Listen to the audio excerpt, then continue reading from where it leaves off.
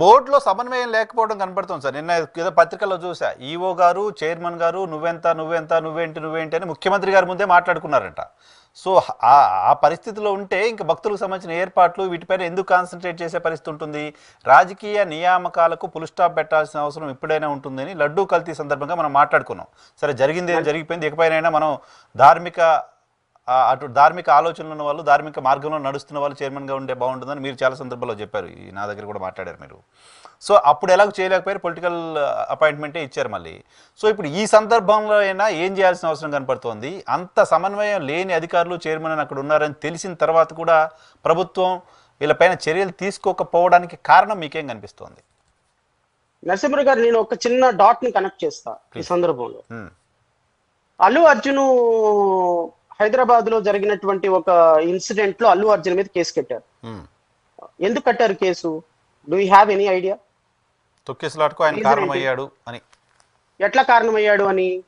అక్కడ అనుమతి లేని కార్యక్రమానికి వచ్చాడు, తొక్కిసలాట జరగటానికి ఇండైరెక్ట్లీ ఆర్ డైరెక్ట్లీ కారణమయ్యాడు. ఆయన రావద్దయా అని చెప్తే ఆ రోజు వచ్చాడు అనేది ఆయన మీద కారణం. దానికి ఇంటెన్షనో ఇంకోటో లేదు కదా. నేను ఏంటంటే, నిన్న జరిగినటువంటి దురదృష్టకరమైనటువంటి సంఘటనలో బోటు తీసుకోవాల్సిన నిర్ణయం ఎలా పంపించాలి, ఎలా టోకెన్లు పంపిణీ చేయాలి, ఎంతమందిని పంపించాలి, ఏ సందర్భాలు పంపించాలి, ప్రికాషన్స్ ఎలా తీసుకోవాలని టీటీడీ బోర్డు తీసుకోవాల్సిన నిర్ణయం తీసుకోని కారణంగా, ఈ ఇష్యూని మానిటర్ చేయాల్సిన సందర్భంలో మానిటర్ చేయని కారణంగా బోర్డు సభ్యుల మీద అందరి మీద కూడా అల్లు అర్జున్ మీద కట్టినటువంటి కేసు కట్టాలి అనేది నా ప్రధానమైనటువంటి డిమాండ్. కట్టడానికి పాసిబిలిటీ ఉందా లీగల్ గా? ఎందుకు లేదు? నెగ్లిజెన్స్ కదా, సెక్షన్ ఎక్కడైనా ఒకటే కదా, నెగ్లిజెన్స్ యాక్ట్ కదా. Because of their negligence the unfortunate incident was happen. Because of their negligence it was happened, and because they are directly or indirectly they are held responsible for the incident occurred at Tirupati. And the persons who are present there to monitor the issue, that is the DSP and other people, also held responsible for the incident. So నీవు చేయాల్సిన duty నువ్వు చేయనప్పుడు, నువ్వు చేయాల్సిన duty నువ్వు చేయని కారణంగా కొన్ని పదుల మంది గాయపడి కొన్ని పదుల మంది చనిపోయినప్పుడు, చనిపోయిన దానికి యు ఆర్ హెల్డ్ రెస్పాన్సిబుల్ కదా. But why you haven't taken a decision or action against the persons? Because నీ అధికారంలో ఉన్నావు కాబట్టి, నీ టీటీడీ బోర్డు మెంబర్లు కాబట్టి వాళ్ళు రిమూవ్ చేయవు, వాళ్ళ మీద కేసులు కట్టరు, వాళ్ళు ఏ విధంగానూ హెల్డ్ రెస్పాన్సిబిలిటీ తీసుకోరు. అండ్ సింపుల్ గా ఒక ఎస్పీ డిఎస్పీ పాపం అధికారులు ఉన్నారు కాబట్టి వాళ్ళ మీద చేసేస్తున్నారు. సో నేను ఆ పార్టీ తరఫు నుంచి నేను డిమాండ్ చేస్తున్నా కూటమి ప్రభుత్వాన్ని, ఖచ్చితంగా మీరు ఈ రోజు నిన్న జరిగినటువంటి అన్ఫార్చునేట్ ఇన్సిడెంట్ కి కూటమి ప్రభుత్వం నిజంగా బాధ్యత వహిస్తూ ఫస్ట్ ఆఫ్ ఆల్ బోర్డు సభ్యుల మొత్తాన్ని రిమూవ్ చేసి బోర్డు ప్రక్షాళన చేయాలి. ఎవరెవరైతే ధార్మికత, ఆధ్యాత్మికత, దేవుని పట్ల నమ్మకం, వ్యాపార లావాదేవీలు లేనటువంటి వ్యక్తుల్ని తిరుమల తిరుపతి దేవస్థానంలో అక్కడ బోర్డు మెంబర్లుగా నియమించాలి. దేవుని పట్ల అత్యంతమైన అచంచలమైన విశ్వాసం ఉన్న సద్గురు లాంటి వ్యక్తులను టీటీడీ చైర్మన్లుగా నియమించాలి. అలాంటి వ్యక్తులను నియమిస్తే దానికి ఒక ధార్మికత, దానికి ఒక ఆధ్యాత్మికత, ప్రపంచ ప్రఖ్యాతిగాంచిన వెంకటేశ్వర స్వామికి ఒక ప్రాముఖ్యత, ఆ ప్రాముఖ్యత నిలబెట్టే విధంగా కార్యక్రమాలు చేసే అవకాశం ఉంటుంది. ఇలాంటి పొలిటీషియన్స్ ని తీసుకొచ్చి, ఇలాంటి వ్యక్తులను తీసుకొచ్చి, ఇలాంటి టైం పాస్ వాళ్ళని జీడిపప్పులు తిని దేవుళ్ళ మీద జోకులు వేసే వ్యక్తులను తీసుకొచ్చి కూర్చోబెట్టడం వల్ల ఇది తిరుమల తిరుపతి దేవస్థానంలో ఈ రోజు మీరు జరిగింది ఇన్సిడెంట్ అనుకుంటున్నారు. నేను ఇంకొక మాట నరసింహరావు గారు, ఇంతకుముందు మన డిబేట్ లోనో లేకపోతే మన ఛానల్లోనో నేను మాట్లాడేటప్పుడు ఒక మాట మాట్లాడు, తిరుమల తిరుపతి వెంకటేశ్వరుని ప్రసాదంలో గత ప్రభుత్వ హయాంలో పత్తి కొవ్వు, ఆవు కొవ్వు కలిసినటువంటి జంతు అవశేషాలు కలిసినటువంటి నెయ్యిని వాడిన కారణంగా ఆ లడ్డూని కొన్ని లక్షల మంది భక్తులు, ఇంక్లూడింగ్ రాముడికి పంపిన 2 లక్షల లడ్డూల్లో కూడా జంతు అవశేషాలు కలిసినాయి. ఇది చాలా దురదృష్టకరమైన సంఘటన అని ఇప్పుడున్నటువంటి ముఖ్యమంత్రి గారు ఒక పొలిటికల్ ఎలిగేషన్ చేశారు. ఈ పొలిటికల్ ఎలిగేషన్ చేసిన తర్వాత it has taken so many turns. ఈ పొలిటికల్ ఎలిగేషన్ తర్వాత ఇమ్మీడియట్ గా మన ఉప ముఖ్యమంత్రి వెంటనే వైట్ డ్రెస్ లో నుంచి రెడ్ డ్రెస్ లో నుంచి ఎల్లో డ్రెస్, దేవుల్ని రంగులు మార్చినట్టుగా వెంటనే డ్రెస్సులు మార్చేశారు. అంటే దేవుని సిగ్నిఫికెన్స్ ఏంటి అంటే, నీ మనసు పవిత్రంగా ఉండటానికి, నీ మనసులో ఉన్నటువంటి పవిత్రతను పట్టి ఆ దేవుడి యొక్క రూపాన్ని నువ్వు మనసులో నిలుపుకోవటానికి డ్రెస్సులు మారుస్తావు. కానీ పొలిటికల్ కనెక్టివిటీ కోసం, పొలిటికల్ అడ్వాంటేజ్ కోసం ఉప ముఖ్యమంత్రి పవన్ కళ్యాణ్ వెంటనే కనకదుర్గమ్మ ఆలయంలో వెళ్ళిపోయి సనాతన ధర్మ అనేటువంటి ఒక ఇష్యూని తీసుకుని వెళ్ళిపోయి లడ్డు కట్టలేదు ఎవరికి తెలియదు, అవశేషాలు కలిసి లేదో ఎవరికి తెలియదు. అప్పటికి సుప్రీంకోర్టు కమిటీ వేయలేదు, తర్వాత ఏ విధమైనటువంటి కమిటీ రిపోర్ట్ ఫైనల్ కాలేదు. జస్ట్ ఒక పొలిటికల్ గా చంద్రబాబు నాయుడు వేసిన ఒక బాల్ ని ఇమ్మీడియట్ గా అందుకొని ఆ బాల్ తోటి రాజకీయం మొదలు పెట్టాడు పవన్ కళ్యాణ్. ఏమని, కనకదుర్గమ్మ ఆలయంలో దేవుణ్ణి ప్రక్షాళన చేస్తూ కడుగుతూ ఇంతవరకు తాగిపోతే బాగుండేది అనిపించింది నాకు. ఈయన taken this issue to some extent. ఏమని, దీన్ని రాజకీయాలకే కనెక్ట్ చేసేసాడు.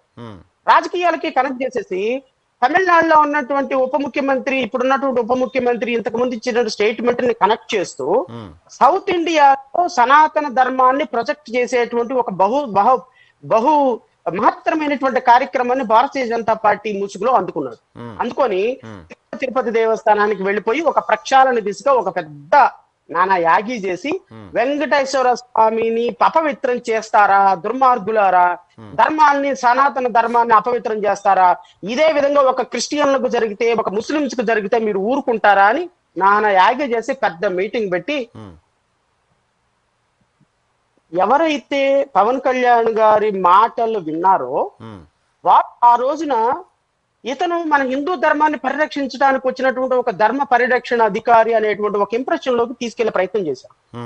తప్పేం లేదు. నేనేమంటానంటే పవన్ కళ్యాణ్ గారు రాజకీయాలు అలాగే చేసుకోవచ్చు, ఆయన హిందూ ధర్మాన్ని పరిరక్షించమని అడగొచ్చు, లేకపోతే కొన్ని రోజులు పోయిన తర్వాత ముస్లిం టోపీ పెట్టుకొని ముస్లిం ధర్మాన్ని పరిరక్షించమని అడగొచ్చు, కొన్ని రోజులు పోయిన తర్వాత జీసస్ పాత్ర పోషిస్తూ సిలువ మోస్తూ దేవుడి యొక్క రక్తాన్ని నేను పరిశుద్ధపరచడానికి వచ్చానని వాక్యం చెప్పొచ్చు. Because is having is freedom of choice, I'm not denying it. ఆయనకి ఎవ్రీ ఆప్షన్ ఉంది. కానీ what I wanted to say, laddu అనేటువంటి ఒక అంశాన్ని ఎందుకు అంటే నరసింహరావు గారు ఒక చిన్న ప్రుడెంట్ అండర్స్టాండింగ్ ఇది. మీరు నాకు తెలిసి ఒక 10-15 సార్లు తిరుమల వెళ్ళి ఉంటాను 5 సంవత్సరాల్లో. నేను ఒక 5 సార్లు వెళ్ళి ఉంటాను నేను కూడా తిరుమల. నాలాగే ఇంకా చాలా మంది భక్తులు ఎవ్రీ మంత్ వెళ్ళే వాళ్ళు ఉన్నారు, ఎవ్రీ వీక్ వెళ్ళే వాళ్ళు ఉన్నారు, ఎవ్రీ ఇయర్ వెళ్ళే వాళ్ళు ఉన్నారు, నెలకోసారి వెళ్ళే వాళ్ళు ఉన్నారు. వాళ్ళ టైం కన్వీనియన్స్ ని బట్టి వెళ్తా ఉంటారు. వెళ్ళిన ప్రతి ఒక్కళ్ళు ఖచ్చితంగా తినేది ప్రసాదం. సో గత 5 సంవత్సరాల నుంచి ప్రసాదం తినేసాం అందరం. ఇప్పుడు తినేసిన 5 సంవత్సరాల తర్వాత ఎవడో ఒకడు వచ్చి, నరసింహరావు నువ్వు తిన్న ప్రసాదంలో జంతు కొవ్వు పంది కొవ్వు కలిసిందంట అని చెబితే దాన్ని తినకుండా ఆపలేవు. Because it was happened already. మానసిక క్షోభ పెట్టారు కదా అందరినీ. మానసిక క్షోభ కాకపోయినా చిచి నేను ఇది తిన్నానా, అబ్బే నేనేంది పంది కొవ్వు తిన్నానా ఎద్దు కొవ్వు తిన్నానా అనేటువంటి ఒక ఇంప్రెషన్ లోకి వెళ్తారు సహజంగా ఎవరైనా సరే. ఈ కామన్ సెన్స్ కూడా లేకుండా ముఖ్యమంత్రి చంద్రబాబు నాయుడు దీన్ని బయటకు పెట్టడం ఒక తప్పు. నెంబర్ 2, దీన్ని ఎక్స్టెన్షన్ లోకి తీసుకుని వెళ్ళి దీనికి పొలిటికల్ ఫ్లేవర్ ఇచ్చేసేసి తిరుమల తిరుపతి వెంకటేశ్వర స్వామి సన్నిధిలో రాజకీయ ప్రయోజనాలతోటి రాజకీయ ప్రసంగాలు చేసి నానా యాగి చేయటం రెండో తప్పు. ఈ 2 తప్పులకి తిరుమల వెంకటేశ్వర స్వామి విధించిన శిక్ష ఏంటో చెప్పనా, 6 నెలల తర్వాత ఇద్దరు చంద్రబాబు నాయుడు పవన్ కళ్యాణ్ ఇద్దరు అదే సన్నిధిలో క్షమాపణ చెప్పారు. కరెక్ట్, కోఇన్సిడెన్స్ చెప్పారుగా, సారీ చెప్పారుగా ఆయన. ఆ సారి ప్రజలకు చెప్పలా, ఆ సారి వెంకటేశ్వర స్వామికి చెప్పారు. వెంకటేశ్వర స్వామిని కొన్ని కోట్ల మంది భక్తులు నమ్ముతారు నరసింహరావు గారు. ఆయన రాజకీయాలకు వాడి ఆయన రాజకీయాలకు ఇప్పుడు నాకు తెలిసి వెంకటేశ్వర స్వామి టెంపుల్ ఎన్ని వేల సంవత్సరాల నుంచి ఉందో నాకు తెలియదు, బహుశా ఎవరికి తెలియకపోయి ఉండొచ్చు. మన భూమి పుట్టక ముందు కలియుగం పుట్టినప్పుడు ఉండొచ్చు ఆయన. ఇప్పుడు కలియుగ దేవుడు కాబట్టి ఆ కలియుగ దేవుడు ఎన్ని సంవత్సరాలు, ఈ కలియుగ దేవుని సన్నిధిలో ఈ రోజు వరకు జరగని ఒక అన్ఫార్చునేట్ ఇన్సిడెంట్ జరిగిందంటే యూ ఇమాజిన్. కరెక్ట్, బోర్డు ఏర్పడ్డ 80 సంవత్సరాల్లో ఎప్పుడు జరగలేదంట. యూ ఇమాజిన్ అంటే అర్థం ఏంటి అంటే ఈ ఈ వెధవ ప్రభుత్వం వెధవలు చారిత్రాత్మక తప్పిదం దేవుడితో ఆటలాడారు. ఆ దేవుడితో ఆటలాడిన కారణంగానే నిన్న ఆ సన్నిధిలో క్షమాపణ చెప్పారు అందరూ. నాయుడు బోరుమని ఏడ్చాడంట వాళ్ళ సన్నిహితుల దగ్గర. ఐ కేమ్ టు నో మీడియాతోనూ ఇంకొకరితోనూ. అవునా సార్? He cried. ఆహా, ఇది తిరుమల వెంకటేశ్వర స్వామి దగ్గర జరగటం చాలా దుష్పరిణామం. ఇది మా ప్రభుత్వం ఆ ఎలా భవిష్యత్తులో ఉంటుందో భయం వేస్తుంది. ఉమ్, ఎందుకంటే వేరే వేరే చోట జరిగినా దీన్ని క్షమించవచ్చు. ఉమ్, పరమ పవిత్రమైనటువంటి సన్నిధిలో ఎలాంటి దురదృష్టం జరిగితే it is giving very bad signal. ఈ ప్రభుత్వం ఎన్నాళ్ళు ఉంటుందో, కూటమి ప్రభుత్వం మీద ఇంత, ఎందుకంటే he is repenting. Correct. Chandrababu Naidu గారు సార్, ఇప్పుడు మీరెంత పెద్దోళ్ళైనా నేనెంత పెద్దోళ్ళైనా సార్, మనకంటూ ఆత్మసాక్షి ఒకటి ఉంటుంది కదా, ఆత్మసాక్షి ఉంటుంది, దేవుడు బిలీవ్ ఉంటుందిగా. ఆ పాప భీతి ఉంటుంది కదా. అందులో పవిత్రమైన వెంకటేశ్వర స్వామి సన్నిధిలో ఆయనకి జరిగినటువంటి అన్ఫార్చునేట్ ఇన్సిడెంట్స్ నుంచి ఆయనకు ప్రాణభిక్ష పెట్టినాడు ఆయన. కరెక్ట్. ఆ అలిపిరి సంఘటనలో నుంచి అలాంటి వ్యక్తి సన్నిధిని ఆయన అంత అవహేళనగా మాట్లాడుతూ కొన్ని కోట్ల మంది భక్తుల మనోభావాలని దెబ్బతీసే విధంగా ఆయన మాట్లాడటం అనేది చాలా ఇబ్బందికరమైన పరిస్థితి. సో ఖచ్చితంగా నేను అనుకుంటాను, కూటమి ప్రభుత్వానికి నిన్న జరిగినటువంటి ఇన్సిడెంట్ కేవలం ఆరంభం మాత్రమే, అంతం కాదు. బహుశా ఈ 5 సంవత్సరాల్లోనో 4 సంవత్సరాల్లోనో ఈ కూటమి ప్రభుత్వం కూలిపోక తప్పదు అనేది నాకున్నటువంటి ప్రాథమికమైనటువంటి అభిప్రాయం.